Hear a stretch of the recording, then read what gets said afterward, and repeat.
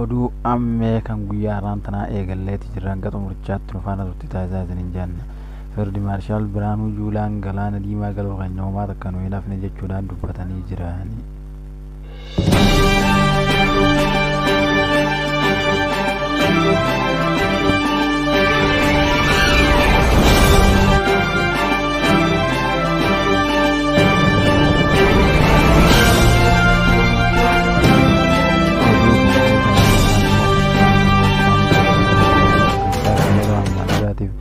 Itoophiyaa keessatti gaggeeffamaadhaa ture. Keeniyaa waggaa 10 booda seenee Keeniyaadhattis gaggeeffamaati jira. Yeroo ammaan duraatiif Keeniyaan ayyaana irrichaa kan dhaabdee turte, amma immoo ayyaanni irrichaa Keeniyaatti guyyaa har'aan tanaa eegalamee jiraachuu isaa oduu keenya kan guyyaa har'aan tanaa keessatti ni dhageessu.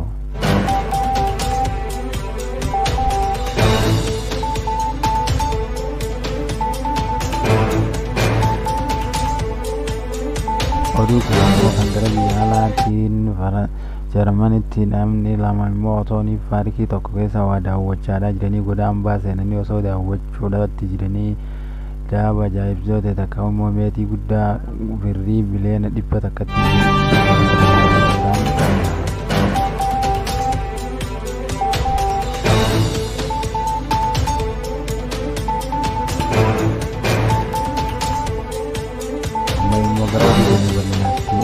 haada barru bulchiinsaa fi akkasumas hooggansa Abiyyi Ahmad jalatti kan argaman hoogganaa waraanaa Itoophiyaa kan ta'e Fiild Maarshaal Biraanuu Juulaa guyyaa har'aan tanaa ibsa ajaa'ibsiisoo ta'e gadi lakkisan.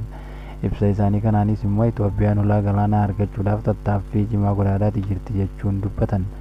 Fiild Maarshaal Biraanuu Juulaadha immoo dhaamsi isaan guyyaa har'aan tanaa dubbatan hoogganaa waraana waliigalaa Itoophiyaadha. Itimaajoor Shuumii waliigalaa kun Itoophiyaan humnaanis taatus nagayaanis ta'ullee ulaa galaanaa seentee argachuudha qabdii jechuudhaan dubbataniiti jiran. Garuutu immoo Itoophiyaan yaadni isaan oofaadhaa jiranii fi akkasumas biyyoonni ollaa isaanii oofaadhaa jiran garaagara ta'uu isaatiin mul'ata. Itoophiyaan biyyoota ollaadhaa maraa waliinuu haala ittiin ulaa galaanaa itti argatan kan yaadachaadhaa jiranii fi kanneen itti fufaadhaa jiran irraas isaan tokko kan ta'aadhaa jiru yoo ta'us Itoophiyaa fi Eertiraa jidduutti wayita muddamni kun hammaachaadhaa dhufutti immoo hoogganaan waliigala waraanaa kan ta'an Fiild Maarshaal Biraanuu Juulaa dhaamsa akkanaa kana dubbachuun biyyoota hedduu ajaa'ibsiisaniiti jiran. Guyyaa har'aan tanaa jechuun immoo iddoowwan waraanni adda addaa itti leenji'aa turan irrattis wayita argamanitti gaafiin teessifisaan isaanii waa'ee galaana diimaa ta'uu mul'ata.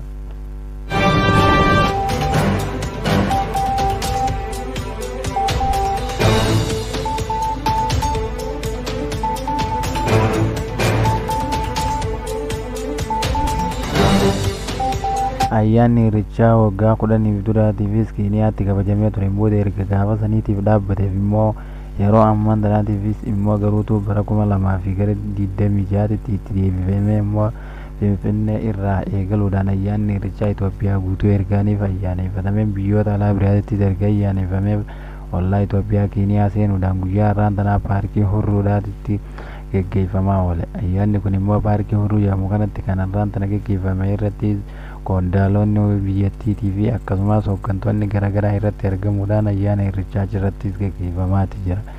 Ayyaanni irrichaa kun immoo ergaanii fi yeroo ammaan duraatiif Keeniyaa fi Itoophiyaan walitti hidhamiinsi isaanii addaan dhaabbateef amma immoo walitti deebi'ee isaanis ayyaana irrichaa eegalan. Oromoon baay'een kan Keeniyaa keessatti argaman martinuu baga ayyaana irrichaa isiniin geessaniin jenna. Ayyaanni irrichaa jechuun biyyoota maraafuu kan sabaa fi sablammoota Itoophiyaadhaa maraa hammate ta'uun ayyaanni irrichaa Itoophiyaa qofa osoo hin taane lammiileen Itoophiyaadhaa illeen ayyaana kana irratti kan hedduun isaanii hirmaataa turan. Oromoon biyyoota garaagaraatti argamu immoo garuutu ayyaana irrichaa biyya alaatii fi biyya keessattis kabajaadhaa kan jiran ta'us har'a immoo garuutu Keeniyaa godhan Keeniyaadhattis ayyaanni irrichaa irreeffamaati oole.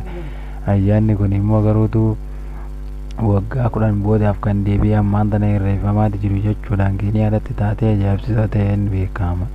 Ayyaana yeroo hedduudhaaf Itoophiyaa qofatti illee osoo hin taane lammiileen Itoophiyaa har'aan tana biyya takka itti hin kabajamin keessattis kabajanii kan jiran ollaa isaanii Keeniyaattis deebisanii kabajanii jiranii.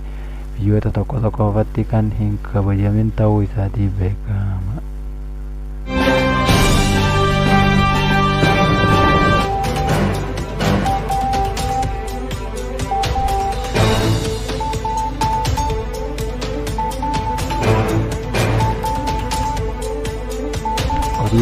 biyya alaatti Ho'itaaniif dabarummoo Faransaayitti warroonni daawwannaadhaaf iddoo tokko seenanii osooniif daawwachaa jiranii iddoo sana keessatti